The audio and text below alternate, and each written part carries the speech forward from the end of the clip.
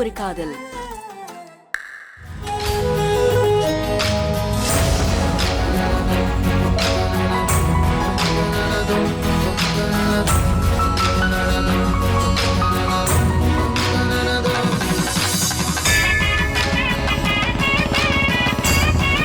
அன்பு, கண்ணாடியை பார்த்து ஓட்டாம ரோட்டை பார்த்து ஓட்டுங்க.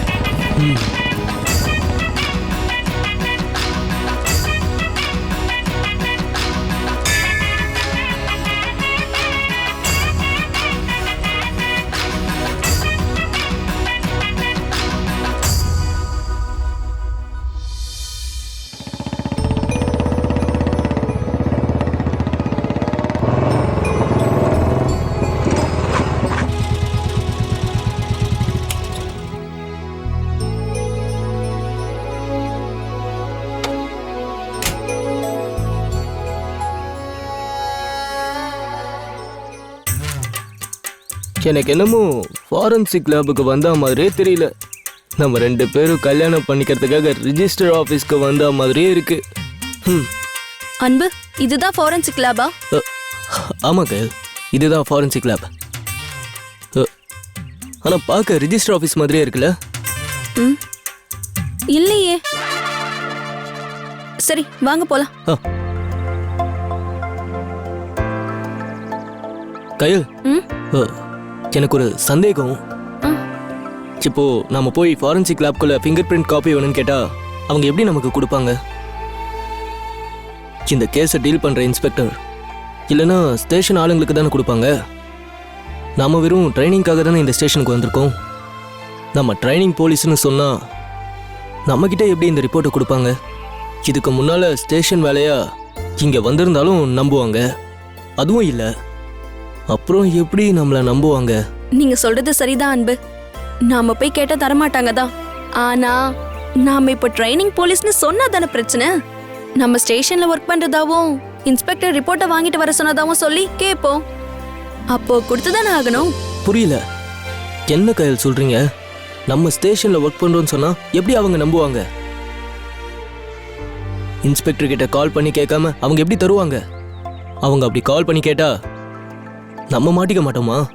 அன்பு, நான் அதெல்லாம் யோசிக்காமல இவ்வளவு தூரம் வருவேன்னு நினைக்கிறீங்க? அதுக்காக தான் நான் இதை கொண்டு வந்திருக்கேன். இது இன்ஸ்பெக்டரோட ஐடி. இதை காட்டினா அவங்க நம்மள எந்த கேள்வியும் கேட்காம நமக்கு ரிப்போர்ட்டை கொடுத்துருவாங்க. நம்ம அதை வாங்கி ஒரு காப்பி எடுத்துட்டு போயிட்டே இருக்கலாம்.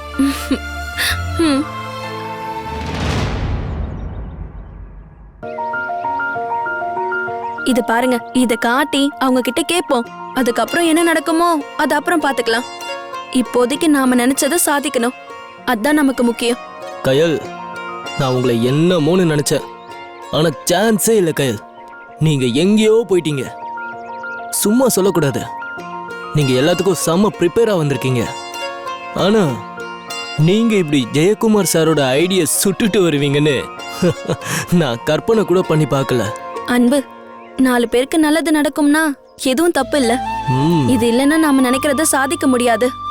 எப்படியாவது அக்யூஸ்டோட ஃபிங்கர் பிரிண்ட்டை வாங்கி அவன் யாருன்னு கண்டுபிடிச்சே ஆகணும். அவனை அரெஸ்ட் பண்ணி கோர்ட்ல நிறுத்தி அவனுக்கு தூக்கு தண்டனை வாங்கி கொடுத்தே ஆகணும். அட போங்க கயல், அப்படி தண்டனை வாங்கி கொடுத்தா பரவாயில்லையே. இப்பெல்லாம் யாருக்கும் தூக்கு தண்டனையே கொடுக்கறது இல்லையே. அவங்க கொடுக்கலன்னா என்ன, நாம கொடுப்போம்.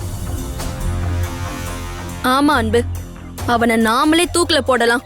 அவன்லாம் பூமிக்கு பாரமா இருந்து என்ன பண்ண போறான்? பயப்படாதீங்க, சும்மாதான் சொன்னேன். இந்த மாதிரி அப்பாவி குழந்தைகளை கொல்ற பாவிக்கு தூக்கு தண்டனை தான் சரியா இருக்கும்னு சொல்ல வந்தேன். ஆமா, கண்டிப்பா நீங்க சொல்ற மாதிரி கடுமையான தண்டனை கொடுத்தாதான் இனிமே இந்த மாதிரி தப்பா பண்ணக்கூடாதுன்னு பயம் வரும். சரி, வாங்க போய் வாங்கிட்டு கிளம்பலாம்.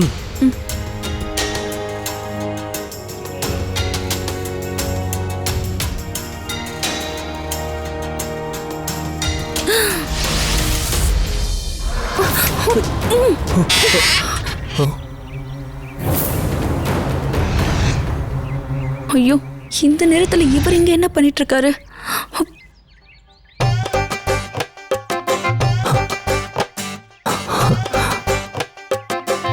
ரொம்ப தேங்க்ஸ் சூர்யா சார். உங்களால தான் நான் இப்படி கையல் பக்கத்துல நெருக்கமா நிக்க முடிஞ்சது.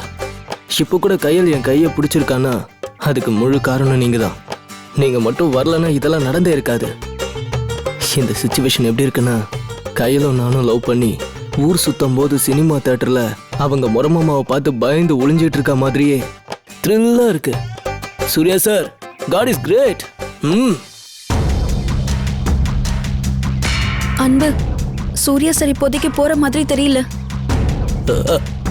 ஆமா. இவர் எதுக்கு இங்க வந்தாரு? நாம எப்படி இப்போ உள்ள போறது? நமக்கு இடைஞ்சல் பண்றதுக்குன்னே வந்திருக்காருன்னு நினைக்கிறேன்.